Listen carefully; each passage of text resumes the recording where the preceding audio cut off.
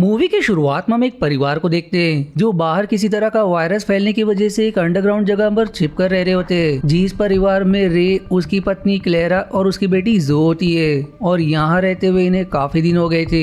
पर जब एक दिन जो एक बुरा सपना देखने की वजह से टेबल के नीचे छिपी होती तब उसकी माँ उससे सवाल करती है कि तुम टेबल के नीचे क्यों छिपी हो। इस पर जो उन्हें बताती है कि उसने एक बहुत ही बुरा सपना देखा जहाँ ब्रीदर्स ने उनके घर को ढूंढ लिया। अब इस पर उसकी माँ कहती है कि तुम नियम नंबर 4 को भूल रही हो, हमें ब्रीदर्स के बारे में कभी भी बात नहीं करनी है। दरअसल बाहर जो क्रीचर्स घूम रहे ये उन्हें ब्रीदर्स के नाम से बुलाते हैं जो उन क्रीचर से बहुत डरते हैं जिसकी वजह से ये लोग इस अंडरग्राउंड जगह में छिप कर रह रहे। तभी फिर यहाँ पर रे भी आ जाता है जिसे देखकर जो उसके गले लग जाती है। अब रे जो के मन को हल्का करने के लिए उसके साथ एक गेम खेलने लगता है जिससे जो का डर गायब हो जाता है। वहीं इस अंडरग्राउंड जगह में रहते हुए उन लोगों को 301 दिन हो गए थे जहाँ जो दिन को गिनने के लिए चाकू से हर दिन एक लकीर बनाती थी। दूसरी तरफ इन 301 दिनों में ब्रीदर सैकड़ों बार इनके घर के ऊपर से गुजर चुके, लेकिन इन्हें घर को अंदर और बाहर से ऐसे सेट किया था जिससे किसी भी क्रीचर्स को ये पता न चल पाए कि नीचे कोई अंडरग्राउंड जगह है। जहाँ ब्रीदर से बचने के लिए इन लोगों ने कुछ नियम भी बनाए जिसमें पहला नियम ये होता है कि कभी भी तेज आवाज से बात नहीं करना है। दूसरा कि अपने गुस्से को कभी भी अपने ऊपर हावी होने नहीं देना है। तीसरा नियम कि अंडरग्राउंड जगह के दरवाजे को किसी भी दिशा में खोलना नहीं है। और आखिरी की कभी भी ब्रीदर्स के बारे में बात नहीं करनी है।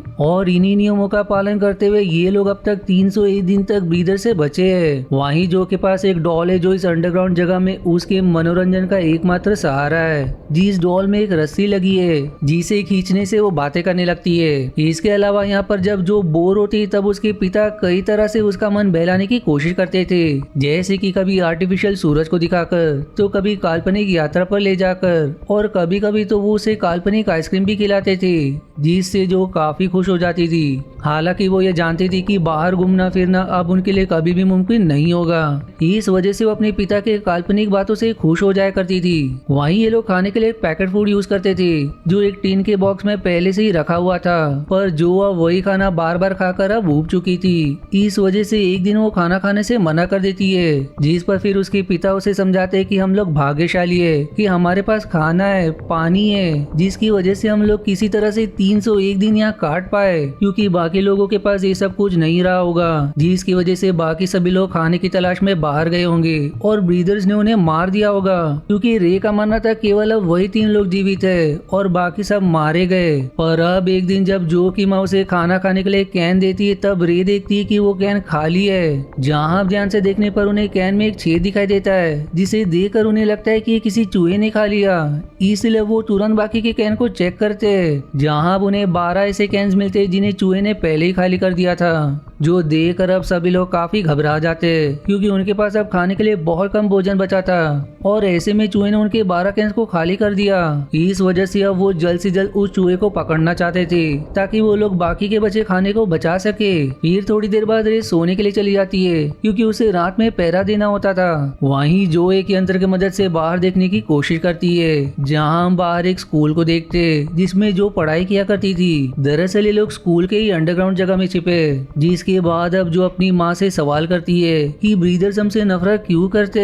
इस पर उसकी माँ समझाती कि वो लोग हमसे नफरत नहीं करते, बस वो लोग हम सबसे अलग है और हम लोग जितना उनसे डर रहे वो लोग उससे ज्यादा हम लोगों से डरते। पर जो उनकी ये बात समझ नहीं पाती कि आखिर वो ब्रीदर्स उन लोगों से क्यों डरेंगे। अब इस बातचीत के दौरान अचानक से उन्हें वो चूहा दिखाई दे जाता है जिसने उनके कैन को खाली किया था, जिसे देखते ही वो तुरंत रे को बुलाते जिसके बाद अब रे उस चूहे को मारने की कोशिश करता है। लेकिन तभी वो चूहा उन लोगों से बचते हुए अपनी बिल की तरफ भागने लगता है। वो अब वहाँ से निकलने ही वाला होता है कि तभी क्लेरा उस चूहे पर हमला करके उसे मार देती है जिससे वो लोग राहत की सांस लेते हैं। लेकिन इन सब के चक्कर में यहाँ पर आग भी लग जाती है जो देखकर सभी लोग किसी तरह से उस आग को बुझाने की कोशिश करते हैं और भाग्य से वो लोग आग को बुझाने में सफल भी हो जाते हैं। लेकिन अब तक इनका काफी नुकसान हो गया था और आग लगने की वजह से उनकी जगह से काफी धुआं भी बाहर की ओर निकलने लगा था जो देख देखकर अब उनके मन में भय आ जाता है, क्योंकि अगर किसी ब्रीदर्स ने धुएं को देखा तो वो ये समझ जाएंगे कि यहाँ पर कोई अंडरग्राउंड जगह है जिसमें कोई रह रहा है। फिर सीन फ्लैशबैक में चली जाती है, जहाँ रे अपने पड़ोसी को घर छोड़कर भागते हुए देखता है, जो रे को भी जल्द से जल्द घर छोड़कर जाने के लिए कहता है। पर इस अफरा तफरी में रे को बस इतना समझ आता है कि बाहर कोई वायरस फैल गया है जो इंसानों को बदल दे रहा है। जिसके बाद अब प्रेजेंट सीन में रे अपने परिवार से कहता है कि बाहर काफी अंधेरा है और अंधेरे में उन्हें शायद धुआं ना दिखे। लेकिन थोड़ी देर बाद अंडरग्राउंड जगह के दरवाजे पर राख इकट्ठा होने लगती है, जो देखकर वो डर जाते हैं, क्योंकि दिन में अगर ब्रीदर्स ने राख देख लिया तो वो लोग उनके बारे में जान जाएंगे। जिससे अब क्लेरा काफी घबरा जाती है, जिस पर अब रे उसे दूसरा नियम याद दिलाते हुए कहता है कि हमें घबराना नहीं चाहिए। अब जो और क्लेरा राख को हटाने के लिए बाहर आ जाते, जो काम काफी जोखिम से भरा था और उनके बनाए गए नियम के खिलाफ भी था। वहीं अब हम जो को देखते हैं, जो यंत्र की मदद से बाहर चेक कर रही होती है कि कोई ब्रीदर्स तो वहाँ पर नहीं आ रहे। फिर थोड़ी देर बाद वो किसी ब्रीदर्स को देखती है जो उनकी तरफ ही बढ़ रहा होता है, इसलिए वो चिल्लाकर अपने माता पिता को आगाह करने की कोशिश करती है, लेकिन उन्हें सुनाई नहीं देता।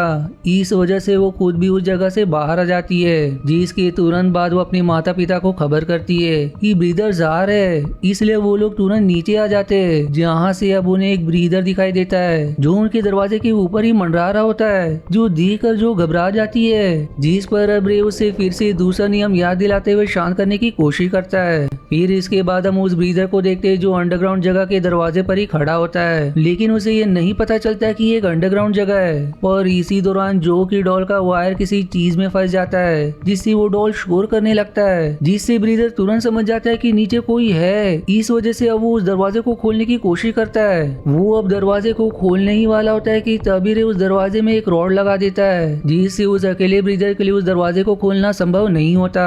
लेकिन सारे ब्रीदर्स मिलकर उस दरवाजे को अब भी खोल सकते थे। फिर इसके बाद सीन फिर से फ्लैशबैक में मुड़ जाती है, जहाँ रे भी अपने परिवार के साथ उस शहर को छोड़कर जाने वाला होता है, लेकिन उस शहर में वायरस पूरी तरह से फैल गया था। इस वजह से उस शहर से बाहर जाने वाले सभी रास्ते को बंद कर दिया गया। फिर हम प्रेजेंट सीन में कई सारे ब्रीदर्स को देखते हैं जो उस दरवाजे को खोलने की कोशिश कर रहे होते हैं। ये देखकर क्लेरा और जो तो एक पतले रास्ते के जरिए वहाँ से बाहर निकल जाते हैं, लेकिन रे उस रास्ते से बाहर नहीं निकल पाता।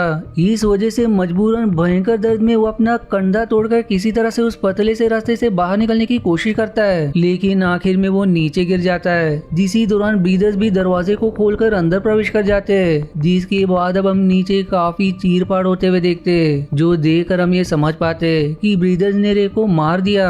अब इसके बाद क्लेरा जो को लेकर वहाँ से भागने लगती है, पर तभी यहाँ पर हम एक हेलीकॉप्टर को देखते हैं, जो देखकर हमें लगता है कि अब ये लोग क्लेरा और जो की मदद करेंगे, लेकिन ये लोग क्लेरा और जो को बंदी बना लेते हैं। जिसके बाद अब हम यहाँ पर पहली बार ब्रीदर्स को देखते हैं, जो असल में कोई क्रीचर्स नहीं बल्कि यूएस आर्मी के ही लोग होते हैं, जो वायरस से बचने के लिए एक मास्क पहने हुए होते। इसी वजह से लोग इन्हें ब्रीदर्स के नाम से बुलाते थे, यानी कि रे और उसका परिवार किसी क्रीचर से नहीं बल्कि इन्हीं सोल्जर से बचने की कोशिश कर रहे थे। पर ऐसा क्यों है हमें कुछ ही देर में पता चलेगा। अब मूवी फिर से फ्लैशबैक में लौट जाती है, जहाँ शहर को हर तरफ से बंद करने के बाद भी सरकार इनकी कोई मदद नहीं करती, बल्कि इनके ऊपर बॉम्ब की बारिश कर देती है, जिससे 90% लोग तो तुरंत ही मारे जाते हैं। जो देख कर तुरंत ही अपने परिवार के साथ जो के स्कूल वाले अंडरग्राउंड जगह में छिप जाते हैं, पर वो ये समझ नहीं पाता कि सरकार उन लोगों के साथ ऐसा क्यों कर रही है। लेकिन क्लेरा तब सब कुछ समझ चुकी थी। वो अब रे को अपनी हथेली दिखाती है, जिस पर भागते समय एक कट लग गया था और उसका खून पूरी तरह से काला था, जिसे देखकर रे भी समझ जाता है कि वायरस की वजह से वो सभी लोग इन्फेक्टेड हो गए और इसी वजह से सरकार उन लोगों को मारना चाहती है। जिसके बाद अब सीन फिर से प्रेजेंट में शिफ्ट हो जाती है, जहाँ क्लेरा का शरीर बदल रहा था, जो देखकर आर्मी के लोगों से मारने ही वाले होते।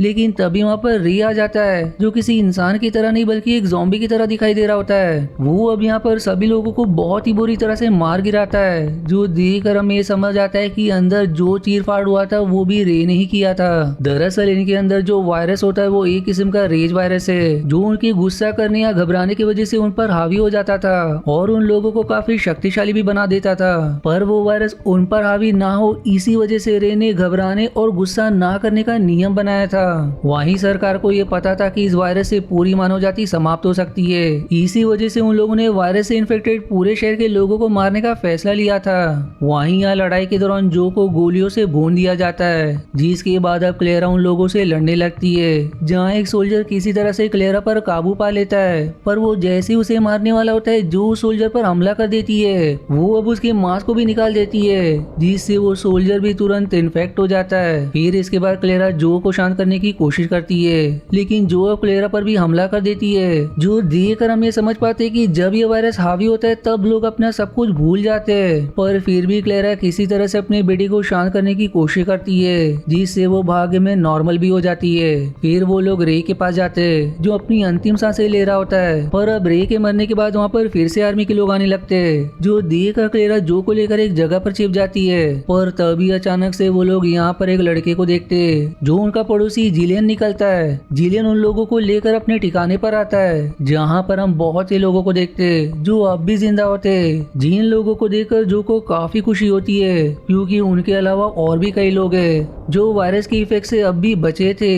जिसके साथ ये मूवी मिक्स फीलिंग के साथ यहीं समाप्त हो जाती है। आशा है आपको मेरी एक्सप्लेनेशन पसंद आई। यदि हाँ तो प्लीज वीडियो को लाइक करना और चैनल को सब्सक्राइब करके सपोर्ट करना ना भूलें। मिलते हैं अगले एक्सप्लेनेशन वीडियो में, तब तक के लिए धन्यवाद दोस्तों।